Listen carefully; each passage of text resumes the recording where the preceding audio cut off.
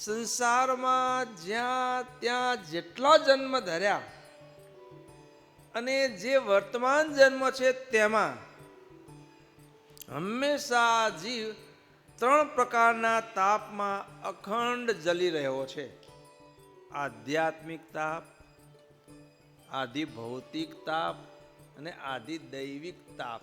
આ ત્રણ પ્રકારના તાપમાંથી શાંતિ જોઈતી હોય ને એ ભગવાનનું ધ્યાન છે.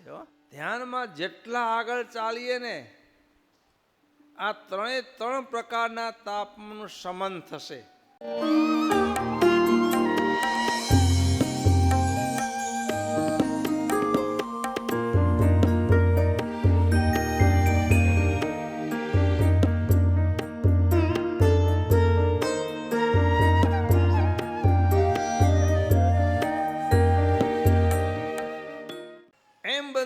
જેને શ્રવણ ભગવાનની દિવ્ય મૂર્તિનું જે સુખ છે ને એનો આપણે સદેહ અનુભવ કરવો છે. આ લોકમાં રહ્યા તકા એ સુખ ભોગવવું છે. તો એના માટેનું સાધન છે ધ્યાન. એ ધ્યાન હવે કેવી રીતે કરવું? આંખો મચીને બેઠા એટલે કે ધ્યાન થઈ ગયું એમ નથી. કઈ સમજણથી કરવું? તો બંધુઓ, પ્રથમ તો આપણને સ્વામી બાપાએ સમજાવ્યું છે, સ્વામી બાપાએ સમજાવ્યું છે કે જ્યારે મુમુક્ષુ શ્રમણ ભગવાનના શરણે આવે. શું? મુમુક્ષુ શ્રમણ ભગવાનના શરણે આવે. કારણ કે શરણે આવવાનું કારણ પણ એ જ છે, સંસારમાં જ્યાં ત્યાં જેટલા જન્મ ધર્યા અને જે વર્તમાન જન્મ છે તેમાં હંમેશા જીવ ત્રણ પ્રકારના તાપમાં અખંડ જલી રહ્યો છે. સંસારનો કોઈ દેહધારી એવો નથી કે ત્રણ પ્રકારના તાપમાં અખંડ શેકાતો ન હોય. કોઈ પણ દેહધારી લાવો, 84 લાખ યોનિમાં રહેલા કોઈ દેહધારી, એથી ઉપરના પછી તે ઐશ્વર્યાર્થીઓ પણ શેકાય છે. એ પણ તાપથી શેકાય છે. એના તાપ જુદા પ્રકારના છે. અને એ સ્વર્ગમાં રહેલા દેવતાઓ ઈર્ષાથી શેકાય છે. લો, સાંખ્ય શાસ્ત્રમાં મારે કહ્યું કે સ્વર્ગમાં ઘણું સુખ છે કે, પણ સ્વર્ગમાં રહેલા દેવતાઓ ઈર્ષાથી શેકાય છે. મારા કરતા આને વધારે છે એનું હું લઈ લઉં. ઈર્ષાથી પીડાય છે લો સ્વર્ગમાં. એટલે ઉપરના ઐશ્વર્યાર્થીઓને પણ આ પ્રકારે છે. બધા જ જલે છે. આ ત્રણ પ્રકારના તાપમાં દેહધારી માત્ર અખંડ જલી રહ્યા છે. આધ્યાત્મિક તાપ, આધિ ભૌતિક તાપ અને આધિ દૈવિક તાપ. આધ્યાત્મિક કોને કહેવાય? આત્મની ઇતિ અધ્યાત્મ. સંસ્કૃતમાં અધ્યાત્મની વ્યાખ્યા વ્યુત્પત્તિ આત્મની ઇતિ અધ્યાત્મ. આત્મા સંબંધી જે કંઈ હોય એને અધ્યાત્મ કહેવાય. હવે અધ્યાત્મમાં પછી બે પ્રકાર થાય ઊંડા જઈએ એટલે. એક દેહ સંબંધી અને બીજા મન સંબંધી પીડા. જોજો, આ દેહમાં અનેક પ્રકારના કષ્ટ રોગો ભર્યા છે. ઉપરથી સારું સુંદર દેખાય છે, અંદર કેવું છે અને કેટલા રોગ ભર્યા છે અંદર. ચડતી જોવાની ખબર ન પડે. ચડતી જોવાની ખબર ન પડે કે કેટલા રોગ ભર્યા છે. બાકી આ દેહ તો રોગનું મ્યુઝિયમ છે. ઉતરતી જોવાની ખબર પડે. ચડતી જોવાની અને ઉતરતી જોવાની ખબર પડી ને. હવે આપણે ઉતરતી જુવાનીમાં આવી ગયા. ઘરડા ન કહેવાય, ઘરડા કહે ખોટું લાગે એને. કોઈને ઘરડા કહીએ તો ખોટું લાગે. ઉતરતી જુવાનીમાં છો. શું જો જુવાની શબ્દ આવે એટલે હેપી રહે. ચડતી જુવાનીમાં ખબર ન પડે કેટલા રોગ ભર્યા છે, પણ ઉતરતી જુવાનીએ ખબર પડે. જેમ જેમ આ ઉપચય પામતો હોય ને ત્યાં સુધી દેહ કહેવાય, સૂક્ષ્મતામાં જઈએ એટલે. પછી જેમ જેમ ઘટતું જાય ને એમ શરીર કહેવાય. દેહ ઉપચય પામે એને દેહ કહેવાય. નાનું બાળક મોટું વૃદ્ધિ પામતું જાય શરીર બધી રીતે. પછી ફૂલ ત્યાં ઉતરતી જુવાની બધું ઘટતું જાય, ધીરે ધીરે શરીર ક્ષીણ થતું જાય, દેહ વૃદ્ધિ પામતો જાય. એટલે જાણે ઉતરતી જુવાની શરૂ થાય પછી ખબર પડે કે કેટલા રોગ ભર્યા છે. એક આવ્યો હોય ઢીંચણમાં વાહ એને બેસાડવા પ્રયત્ન કરીએ, ગરમ દવાઓ લઈએ તો બીજી આડઅસર કેટલી થાય. એસિડિટી થાય ને કા ને તે ને કેટલું થાય. પછી એક બેસાડા 99 પોઠિયા ઊભા થાય. એવા દુઃખ દરેકે દરેક દેહધારીના દેહમાં દુઃખ છે. હવે દેહના દુઃખ કરતા મનના દુઃખ તો એથી પણ આગળ છે. બહુ કઠિન છે ભોગવવા, વેઠવા. દેહની પીડા તો થોડી આત્મનિષ્ઠાથી ગ્રહણ કરી લેવાય, પણ મનના ઉપરતા વેગ છે ને એ તો બહુ કંટ્રોલમાં રાખવા કાઠા છે. મનની પીડા, જે મન સંકલ્પ કરે એ પ્રાપ્ત કરી શકતું નથી. કોઈ પણ એ જુવાનીઓ હોય, બાળક હોય કે વૃદ્ધ હોય, મન તો અવનવા સંકલ્પ નાના બાળકનું કરે, યુવાનિયાનું મન નવા નવા સંકલ્પ કરે, ને ઘરડાનું મન તો એવું જ હોય.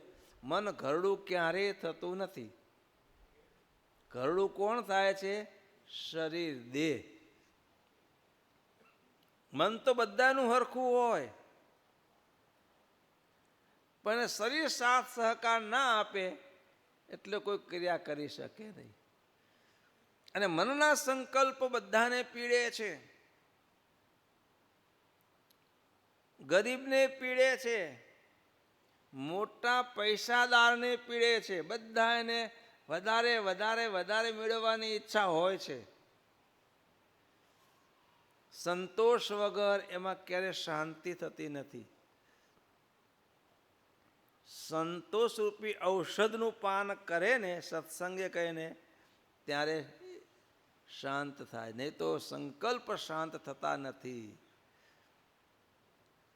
આમ કરી નાખું તેમ કરી નાખું કરતો હોય, પણ ભાઈનું કાંઈ ન ઉપજે. ભલે પૃથ્વી પગ પછાડે, આમ કરી નાખું તેમ કરી નાખું ને, પણ કાંઈ ન ચાલે. આ ફોજદાર વાત કરે છે ને વિજ્ઞાન જોઈ, પેલા ફોજદાર જમાદાર અબે તબે કરતા હોય ને બધાને, ઘરે આવે હાંજ સમય આવ્યા, બાર ગોળો ચાલુ. આટલામાં ગોળો કોને કરે? રસોડામાંથી અવાજ મેં કર્યો છે.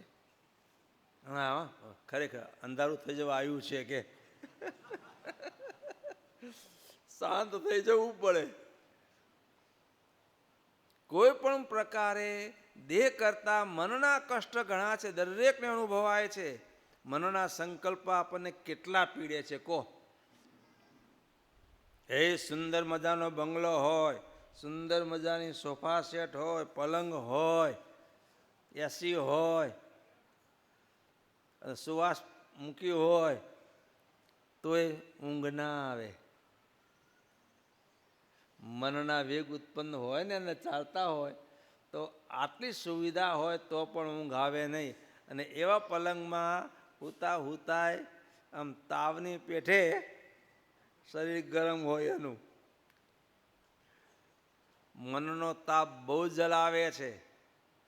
બધા અનુભવોની વાત છે. આ બધી અનુભવની વાતો છે. જોજો બધા પોતાના દરેક જોવાનું કે મનના વેગ આપણને કેટલા કામના, ક્રોધના, લોભના, ઈર્ષાના, અસૂયાના કેટલા પીડે છે. આ બધા આધ્યાત્મિક તાપ કહેવાય. શરીરના રોગ હોય, દુઃખ હોય કે મનના દુઃખ હોય, આ બધા જ આધ્યાત્મિક તાપ છે. કયો જીવ આનાથી બહાર છે? બતાવો એકલો, બતાવો આનાથી પર કોણ છે દેહધારી? આ આધ્યાત્મિક તાપ. પછી આધિ ભૌતિક તાપ, ભૂત સૃષ્ટિમાંથી મળતા આવતા કષ્ટો. પ્રગતિ કરો ને તમે કંઈ, તમારો પડોશી તમારો ભાયાત પેલી ઈર્ષા કરે. સારી ગાડી આવે ને આપણા ઘરે તો પેલો આપણો ભાયાત કાકો બાપાનો ભાઈ હોય એ ઈર્ષા કરે, આ આગળ નીકળી ગયો. કે પડોશીને ઈર્ષા કરે પેલા. હો, ઈર્ષા ઊભી થઈ જ જાય ને, અને કાંઈક વિઘન નાખે. આપણા ધંધામાં બઢતી થવા દે નહીં. કંઈક સારા સંબંધો જોડાતા હોય ને, કોઈને ખબર પડે ને કે આ બેનું જોડાય છે, અલા કાંઈ ને કાંઈ વિઘન નાખી દે તમને. છેડે ઠેઠ આવેલું કેન્સલ થઈ જાય. બધાને અનુભવ છે ને. આ ભૂત સૃષ્ટિ તરફથી આવતા કષ્ટો હર કોઈ ક્ષેત્રમાં, હું આ તો નમૂનાના ગણાવું છું, હર કોઈ ક્ષેત્રમાં એકને બીજા તરફથી કષ્ટ આવ્યા જ કરે છે. એક દેહધારીને બીજા દેહધારી તરફથી હંમેશા ભય કષ્ટ ઊભા જ છે. કહો, દરેક પોતાની છાતી ઉપર હાથ મૂકીને વિચાર કરો, આ કષ્ટ આપણે દરેકને છે ને? દરેકને છે. આપણને મનુષ્યને એમ નહીં હો, પશુ પક્ષી દરેક યોનિમાં છે. 84 લાખ પ્રકારની યોનિ છે, દરેકે દરેક યોનિમાં છે. બીજા દેહધારી તરફથી પોતે દેહધારીને કષ્ટ તાપ અખંડ જલાવે છે. ભય. ત્રીજા છે આધિ દૈવિક કોપ. સુંદર મજાની આ શેરડી 1 વર્ષ સુધી મહેનત કરીને પકવી છે. આ વખતે શેરડી એવી સારી પાકી છે, એવી સારી પાકી છે. હવે 15 દિવસની વાર છે વાઢની.